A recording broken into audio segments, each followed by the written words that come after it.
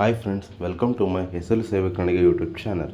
Okay friends, ಇವತ್ತಿನ topic ಬಂದ್ಬಿಟ್ಟು ಏನಂದರೆ RTE ಅಪ್ಲಿಕೇಶನ್ ಯಾವ ರೀತಿ ಹಾಕೋದು ಮತ್ತು ನಿಮ್ಮ 1ನೇ ಕ್ಲಾಸಿಂದ ಬಂದ್ಬಿಟ್ಟು 10ನೇ ಕ್ಲಾಸ್ವರೆಗೂ ಯಾವ ರೀತಿ RTE ಆಗಿ ಫ್ರೀ ಅಡ್ಮಿಷನ್ ತೊಗೊಬೋದು, ಅಂದರೆ ಫ್ರೀ ಸೀಟ್ ಅಲಾಟ್ಮೆಂಟ್ ತೊಗೋಬೋದು ಅನ್ನೋದನ್ನ ಈ ವಿಡಿಯೋದಲ್ಲಿ ತಿಳಿಸ್ಕೊಡ್ತಿದ್ದೀನಿ ಫ್ರೆಂಡ್ಸ್. ಮೊದಲನೇದಾಗಿ ನೀವು ಈ ರೀತಿಯಾಗಿ KE ಅನ್ನೋ ವೆಬ್ಸೈಟ್ನ ಓಪನ್ ಮಾಡಬೇಕಾಗಿರುತ್ತೆ.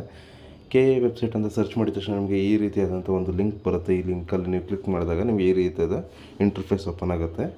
ಓಕೆ, ಈ ವೆಬ್ ಪೇಜಲ್ಲಿ ನೋಡಿ, ಅಲ್ಲಿ ಅಡ್ಮಿಷನ್ಸ್ ಅಂತ ಏನು ಕಾಣ್ತಾ ಇದೆ ಅದನ್ನು ಓಪನ್ ಮಾಡಬೇಕು. ಮೊದಲನೇದಲ್ಲ, ಎರಡನೇ link Karnataka residential education institutes ಇರ್ತಿಲ್ಲ, RTI, ಅದನ್ನು ಕ್ಲಿಕ್ ಮಾಡಬೇಕಾಗತ್ತೆ. ಓಕೆ, ಅದರಲ್ಲಿ ಸುಮಾರು ಥರ ಲಿಂಕ್ಸ್ ಇದೆ, ಲೈಕ್ ಪ್ರಾವಿಷನ್ ಕೀ ಆಗಿರ್ಬೋದು, ಅದೆಲ್ಲ ಬಂದ್ಬಿಟ್ಟು ಒಂದು ಎಕ್ಸಾಮ್ಗೆ ಕೀ ಆನ್ಸರ್ಸ್ ಆಗಿರುತ್ತೆ.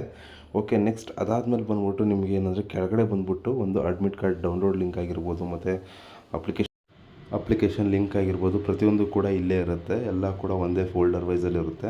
ಓಕೆ, ಈಗ ಅಟ್ ಪ್ರೆಸೆಂಟ್ ನೀವೇನು ಮಾಡಬೇಕು ಅಂದರೆ ಪ್ರತಿಯೊಂದು ನೋಟಿಸ್ ಕೂಡ ಮತ್ತು ಇನ್ಸ್ಟ್ರಕ್ಷನ್ಸ್ ಕೂಡ ಪ್ರತಿಯೊಂದು ಕೂಡ ತಿಳ್ಕೊಬೇಕಾಗುತ್ತೆ ಫಸ್ಟು. ಓಕೆ, ಈಗ RTI ಅಪ್ಲಿಕೇಶನ್ ಬಂದ್ಬಿಟ್ಟು ಯಾರ್ಯಾರಿಗೆ ಎಲಿಜಿಬಿಲಿಟಿ ಇದೆ ಅಂದರೆ ಕ್ಲಾಸ್ 1 to 6th ಮಾತ್ರ ಎಲಿಜಿಬಿಲಿಟಿ ಇರುತ್ತೆ.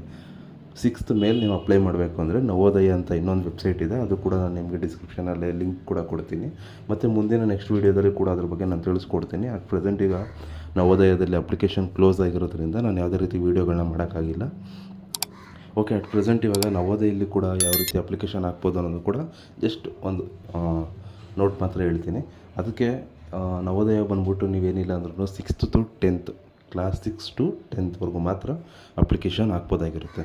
ಓಕೆ, ಅದು ಯಾವಾಗ ಬಿಡ್ತಾರೆ ಅಂದರೆ ಲೈಕ್ ಸಮ್ಮರ್ ಸೀಸನ್, ಇವಾಗ ಏನು ಮಾರ್ಚ್ ಮತ್ತು ಏಪ್ರಿಲ್ ಇದೆ, ಈ ನೆಕ್ಸ್ಟ್ ತಿಂಗಳಲ್ಲೇ ಅಪ್ಲಿಕೇಶನ್ಸ್ಗಳು ಓಪನ್ ಆಗುತ್ತೆ.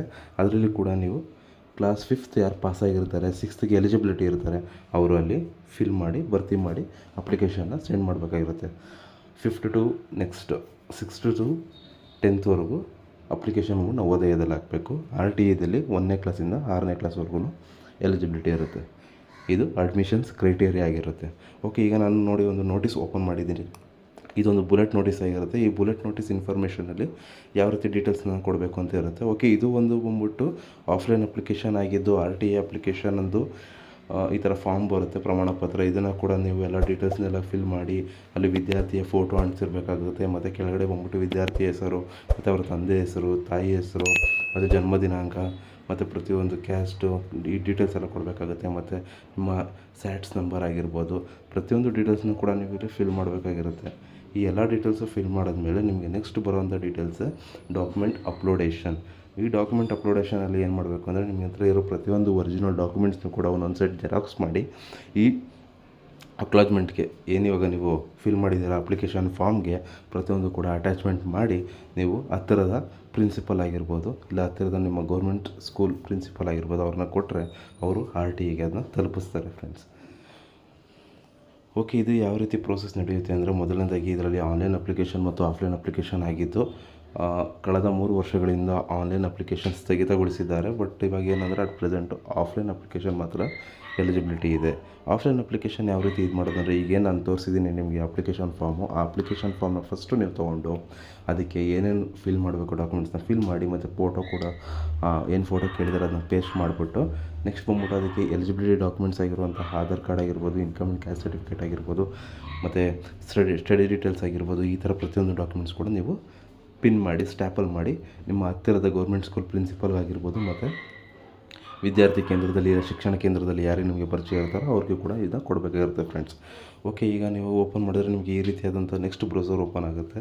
ಇದು ಆನ್ಲೈನ್ ಅಪ್ಲಿಕೇಶನ್ನ ಲಿಂಕ್ ಆಗಿದ್ದು ಈ ಲಿಂಕ್ನ ನಾನು ಡಿಸ್ಕ್ರಿಪ್ಷನ್ನಲ್ಲಿ ಕೂಡ ಹಾಕಿರ್ತೀನಿ. ಇನ್ ಕೇಸ್ ನನ್ನ ಲಿಂಕ್ ಸಿಕ್ಕಿಲ್ಲ ಅಂದರೆ ನನಗೆ ಒಂದು DM ಮಾಡಿ, ಇಲ್ಲ ನನ್ನ ಯೂಟ್ಯೂಬ್ ಚಾನಲ್ಗೆ ಒಂದು ಕಮೆಂಟ್ ಮಾಡಿದ್ರೆ ನಾನು ನಿಮಗೆ ಲಿಂಕ್ನ ಕಳಿಸ್ಕೊಡ್ತೀನಿ ಫ್ರೆಂಡ್.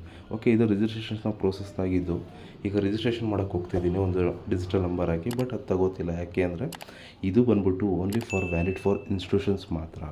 ಇನ್ಸ್ಟಿಟ್ಯೂಷನ್ಸ್ ಅಂದರೆ ಪ್ರಿನ್ಸಿಪಲ್ ಆಗಿರ್ಬೋದು, ಇಲ್ಲ ಅಡ್ಮಿನ್ ಆಗಿರ್ಬೋದು, ಇಲ್ಲ HM ಆಗಿರ್ಬೋದು, ಇವ್ರುಗಳು ಮಾತ್ರ ಯೂಸ್ ಮಾಡುವಂಥ ವೆಬ್ಸೈಟ್ ಲಿಂಕ್ ಆಗಿತ್ತು. ಅದರಲ್ಲಿ ಬೇರೆ ಅವ್ರುಗಳು ಮಾತ್ರ ಲಾಗಿನ್ ಮಾಡ್ಕೊಳಕ್ಕಾಗುತ್ತೆ ಅಷ್ಟೇ. ಇದರಲ್ಲಿ ನೀವು ಯಾವುದೇ ರೀತಿ ಲಾಗಿನ್ ಮಾಡೋದಕ್ಕೆ ಆಗಲ್ಲ.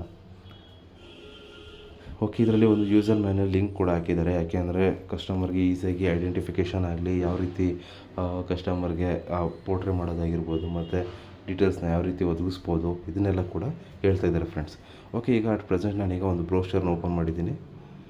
ಓಕೆ, ಇವಾಗ ನೋಡಿ ಫ್ರೆಂಡ್ಸ್, ಇಲ್ಲಿ ಬ್ರೌಸರ್ ಏನು ಓಪನ್ ಮಾಡಿದ್ದೀನಿ, ಇದು ಬಂದ್ಬಿಟ್ಟು ಒಂದು ಲಾಗಿನ್ ಮತ್ತು ರಿಜಿಸ್ಟ್ರೇಷನ್ನ ಲಿಂಕ್ ಆಗಿದ್ದು ಇದರಲ್ಲಿ ಪ್ರತಿಯೊಂದು ಡೀಟೇಲ್ಸ್ ಕೂಡ ಸ್ಕ್ರೀನ್ಶಾಟ್ ಹಾಕಿ ಅಪ್ಲೋಡ್ ಮಾಡಿದ್ದಾರೆ.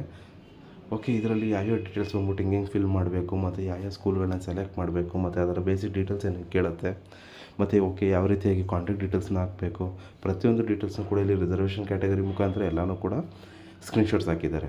ಓಕೆ, ಇದನ್ನು ನೋಡುವ ಮುಖಾಂತರ ನಿಮಗೇನಂದರೆ ಒಂದು ಸ್ಟೆಪ್ಸ್ ಯಾವ ರೀತಿ ಬರುತ್ತೆ ಅನ್ನೋದು ಒಂದು ಐಡಿಯಾ ಬರುತ್ತೆ ಫ್ರೆಂಡ್. ನೋಡಿ, ಇದು ಲಾಸ್ಟ್ನೇದಾಗಿ ಅಕ್ನಾಲಜ್ಮೆಂಟ್ ಆಗಿರುತ್ತೆ. ಓಕೆ ಫ್ರೆಂಡ್ಸ್, ಇದಾಗಿತ್ತು ಇವತ್ತಿನ ಇನ್ಫಾರ್ಮೇಟಿವ್ ವೀಡಿಯೋ. ಇದೇ ಥರ ವೀಡಿಯೋಸ್ ಬೇಕಾಗಿದ್ದಲ್ಲಿ ಆದಷ್ಟು ಲೈಕ್ ಮಾಡಿ, ಶೇರ್ ಮಾಡಿ, ಸಬ್ಸ್ಕ್ರೈಬ್ ಮಾಡಿ ಫ್ರೆಂಡ್ಸ್. Thank you. ಅಷ್ಟೇ.